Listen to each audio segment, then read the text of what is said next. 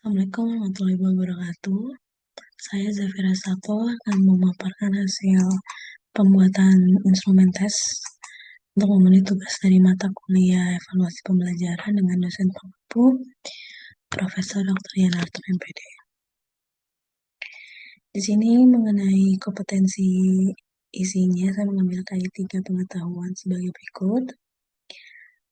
Dan untuk kompetensi dasarnya yaitu mengambil di 3.1 menerapkan keselamatan dan kesehatan kerja serta lingkungan hidup atau K3LH pada pekerjaan bangunan dengan mata pelajaran dasar-dasar konstruksi bangunan.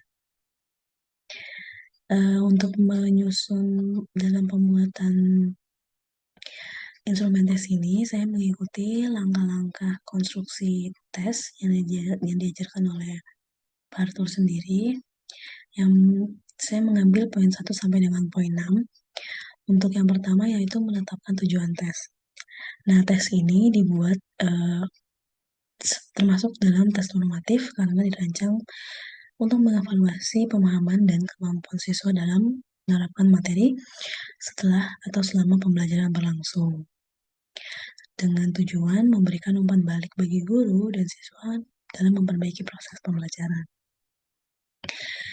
Nah, tes ini juga dapat digunakan oleh guru untuk melihat apakah si siswanya ini memahami dan menerapkan prosedur ketiga sehingga pembelajaran bisa diperbaiki jika masih ada kesalahan pemahaman. Nah, soal pada tes ini banyak itu berada pada level C3 dan C4 atau menerapkan dan menganalisis. Dan juga ada C5 yaitu evaluasi untuk indikator soal HOTS, yang dimana ini menunjukkan bahwa tes ini itu bertujuan untuk menilai penguasaan siswa terhadap keterampilan berpikir tingkat tinggi selama proses belajar. Untuk yang kedua itu analisis kurikulum KI dan KD. Untuk kompetensi inti atau KI yang diambil yang ketiga dengan kompetensi dasar 3.1 pada mata pelajaran dasar konstruksi ini menekankan pada pemahaman penerapan analisis dan evaluasi pengetahuan yang bersifat faktual, konseptual, operasional, serta metakognitif, khususnya dalam konteks keselamatan kesehatan kerja. KD 3.1 ini secara khusus mengarahkan peserta didik untuk mampu menerapkan prosedur K3 dalam lingkungan kerja teknis dan kompleks di bidang konstruksi bangunan. Berdasarkan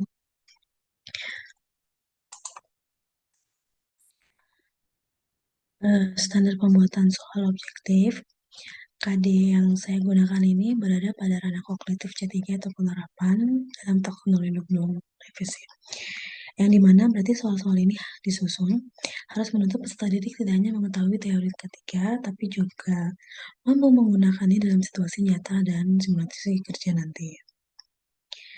Maka dari itu, soal-soal yang dibuat itu berbentuk soal objektif kontekstual seperti pilihan ganda berbasis kasus.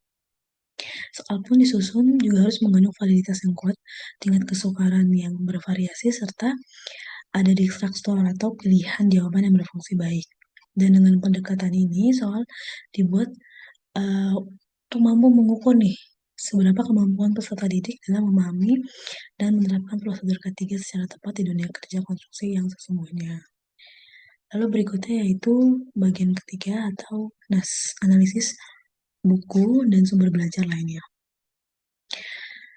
Di sini saya mengambil 3 sumber, yaitu berupa modul. Yang pertama, ada modul Lajar K3LH. Modul ini memberikan pengenalan dasar mengenai keselamatan dan kesehatan kerja serta aspek pelindungan lingkungan hidup. Isi materi ini cukup banyak nih, yang mencakup jenis-jenis bahaya di lingkungan kerja, pentingnya penggunaan APD, prosedur umum K3, serta peran pekerja dan perusahaan dalam menciptakan lingkungan yang aman. Untuk modul 2 dengan judul Modul Pengetahuan Dasar Keselamatan Konstruksi. Modul ini menyajikan materi yang lebih teknis dan mendalam mengenai keselamatan konstruksi. Pembahasannya mencakup definisi keselamatan kerja, prinsip-prinsip dasar ketiga, kategori pekerja, dan risikonya, penyebab kecelakaan, serta strategi pencegahan kecelakaan di sektor konstruksi. Untuk modul yang ketiga, dengan judul Modul ketiga pada proyek konstruksi dan bangunan. Modul ini tuh bersifat teknis, praktis, dan berbasis lapangan ataupun proyek. Isinya tuh mencakup identifikasi bahaya, evaluasi risiko, strategi implementasi ketiga, sistem perizinan kerja, inspeksi alat, audit pengelolaan limbah, tanggap darurat, serta pengawasan ketenagakerjaan. Dan untuk modul-modul ini dapat diakses pada link tertera. Nah, berikutnya yang bagian keempat itu ada membuat kisi-kisi. Saya dalam membuat kisi-kisi dan soal ini mengambil beberapa materi dari modul-modul yang saya gunakan mengenai K3, APD, dan lain sebagainya. Nah, di sini dengan KD yang sudah dijelaskan di atas, dengan 10 kisi-kisi soal, karena nantinya akan ada 10 soal objektif, dengan level kognitifnya masing-masing, dan bentuk soalnya yaitu pilihan ganda semua, dan dengan bukti nomor yang tertera. Untuk kisi-kisi soal yang pertama itu mengidentifikasi prinsip dasar ketiga dengan level kognitif C2. Yang kedua, menentukan alat pelindung diri atau APD sesuai pekerjaan. Level kognitifnya C3, memilih jenis APD yang salah untuk pekerjaan. Level kognitifnya C3,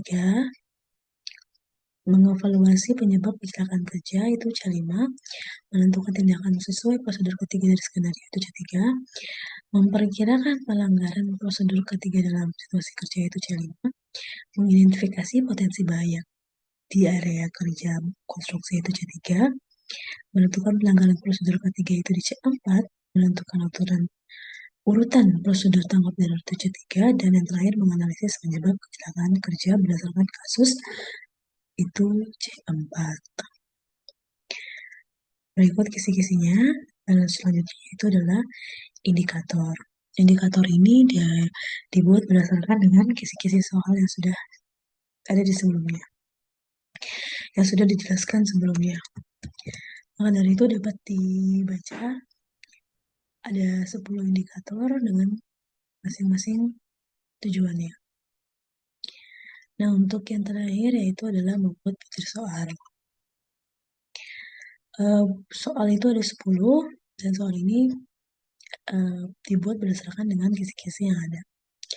Untuk soal nomor 1, tujuan utama penerapan keselamatan dan kesehatan kerja atau K3 adalah dengan pilihannya A. Meningkatkan produktivitas tenaga kerja. B. Menghindari pengeluaran perusahaan. C. Menjaga keselamatan pekerja dan lingkungan kerja. Atau D. Menambah jumlah tenaga kerja. Jawabannya adalah C. Nomor 2, pekerja yang sedang melakukan pemanasan wajib menggunakan APD berikut kecuali A. Kacamata pelindung. B. Kacamata. B. Sarung tangan tahan panas. C. Masker debu. D. Helm. Jawabannya adalah C. Nah, yang ketiga, saya itu seorang pekerja akan memotong besi tanpa kacamata pelindung. Kesalahan yang dilakukan adalah A. Salah posisi kerja. B. Salah penggunaan APD. C. Tidak membawa peralatan lengkap. Atau D. Terlambat masuk kerja. Jawabannya adalah B.